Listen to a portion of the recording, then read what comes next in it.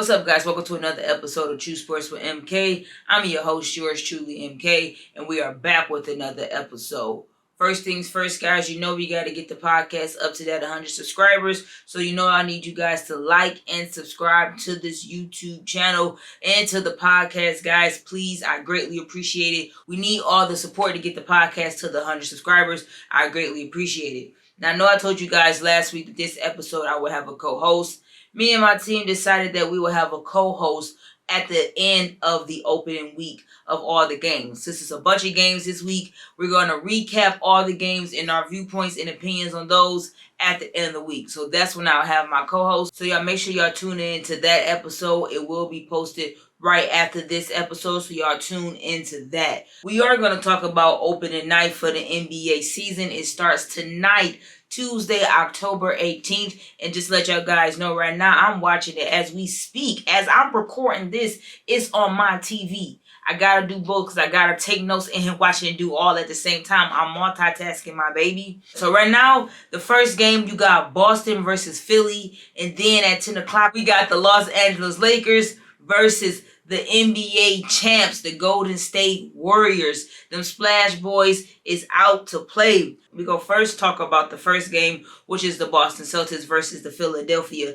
76ers. Now this game, the first and second quarter started off great. It was neck and neck. No one was bypassing the other. Starting off the game, Tyrese Maxey came out there playing hard, picking up where he left off in the playoffs. I felt like throughout the playoffs, he was the only player that was playing hard and giving him a fighting chance. And he came in this NBA season doing the same thing right where he left off, playing dominant basketball.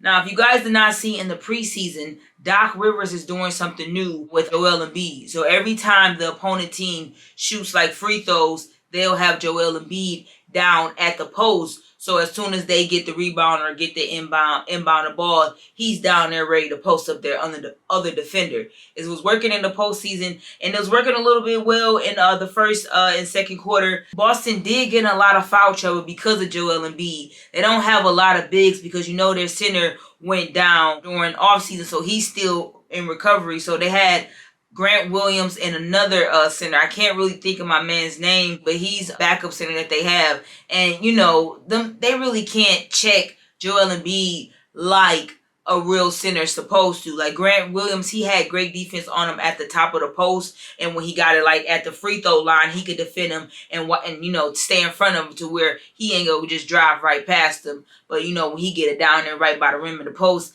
it's like bully ball for Joel Embiid with them centers that's on the Boston Celtics team. So that was a problem with them for the first and second half, getting into foul trouble. And the Philadelphia 76ers, they was 13 out of 14 from the free throw line only in the first quarter. Y'all know they had to shoot a lot of free throws by the end of the game. How many times they got to the line just in that first quarter. And throughout this whole first game, Harden been playing hard and aggressive throughout this whole game. From the beginning till the end, he was playing hard defense, getting to the free throw line. I believe in the third quarter, he was 11 for 11 from the free throw line. So he was putting his head down and going aggressive to the rim. Like I stated, they don't have their main center down there, so it was free game for him to go down there. And of course, like I stated, Grant Williams, he has tremendous defense when it comes down to defending anyone. Like I stated, he was the main one who they did have on Joel, but the foul trouble, he had to sit on the bench remaining of the second half. And I cannot forget about my boy Jason Tatum. He went off that third quarter, having 34 points in the third quarter.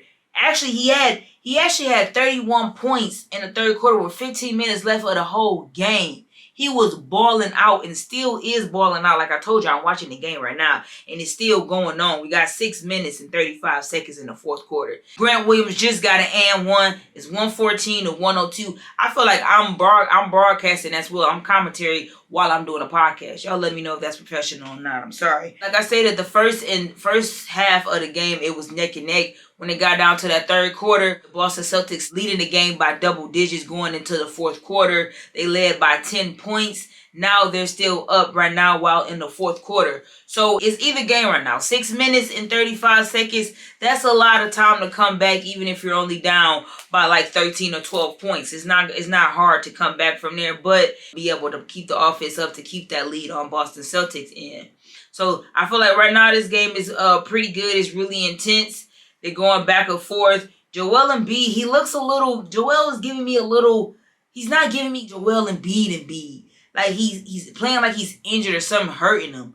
Like every time he see him grabbing his knee or his hand, like I don't know if he still got a little deep down injuries that he didn't fix over off season. We may gotta stay tuned and keep looking into that because he's not playing his full potential. You know, he's like every time he fall on the ground, he's slow to get up. You gotta worry about your nails thinking he's gonna get up.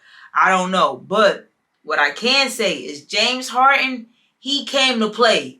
Last season, I don't know what that was when he came to Philly, but this season, he said he came to play. He not taking no for an answer. He look a little smaller, too. He ain't got the pudgy stomach. James Harden, I'm scared of you, my guy. I'm proud to see you out here playing aggressive and going to the paint. You know, the three, he only still like 36% from the three. That kind of went down, but his aggressiveness going to the rim, that increased. And Philadelphia 76ers really need that. We're going to switch over a little bit and talk about the next game with the Los Angeles Lakers versus the Golden State Warriors. This is the first time the Warriors will be receiving their NBA championship rings, as well as revealing their banner for the previous season for that championship. So I know they're excited for that. They're getting them rings, getting the bling, bling, bling. I know LeBron, he probably ain't going to want to see that. He like, man, I don't care about that. You feel me? But they are getting those rings. And if you guys didn't already see, Draymond Green looks like he is playing in this game. He's back. It's stated that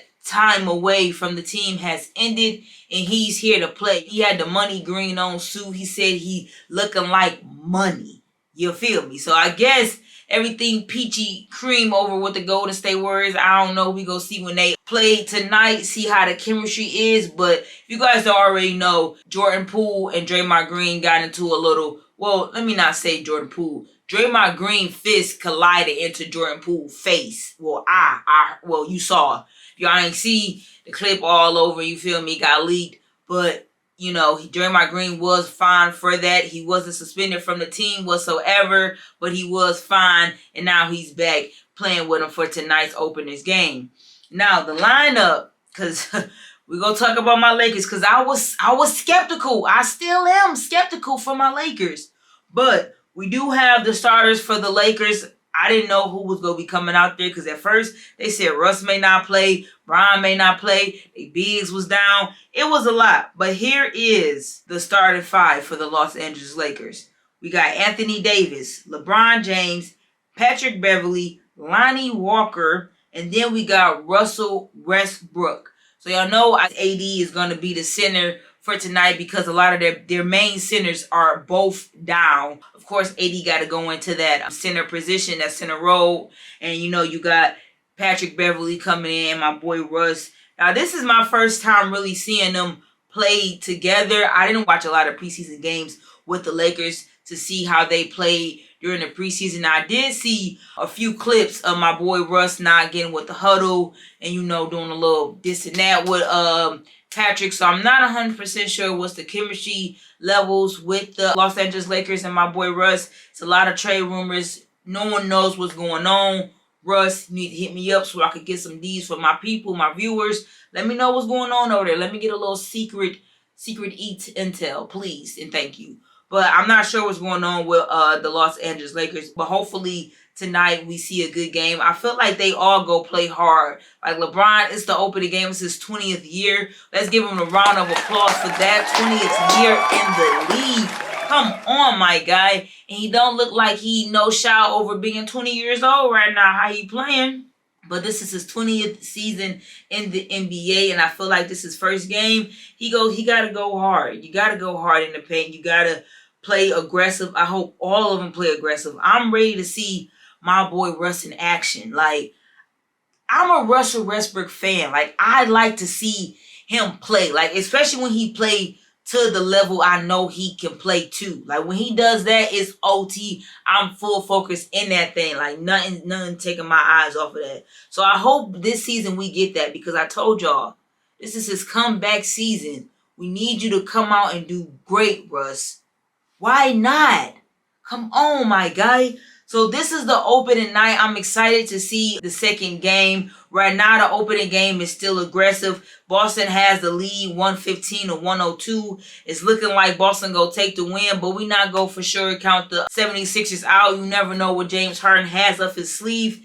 And the young point guard, shooting guard, Maxey, he's coming out here straight hitting as well. He's fast. He's one of the fastest point guards that we have in the league right now. Like, he came from, it was 8.9 seconds. He got down and got an and one. It was 3.4 seconds. Like that. Like, my guy is super fast. He going to the rim and he don't care who's down at the paint. So you never know what they may come out and do. And I just noticed, it was the year that James Harden was playing for the Houston Rockets. Team is now on the 76ers. You got James Harden, you got House, Tucker. They have another player that played for the Houston Rockets, but it's like the whole Houston Rockets team is now on the 76ers team now. So it's great to see them all back playing together, and hopefully they do wonders this season. I'm gonna wrap this episode up, guys. I cannot wait to see how the rest of the opening games turn out this week. Me and my co-host will for sure give you guys a great detailed show next week of the opening games this week. I hope you guys enjoyed this episode. Please like and subscribe to this podcast on YouTube. I need you guys' support. We need that 100 subscribers. So you guys got to get me there. I greatly appreciate it. I'm your host, yours truly, MK. And I'm out this thing. Y'all have a great evening.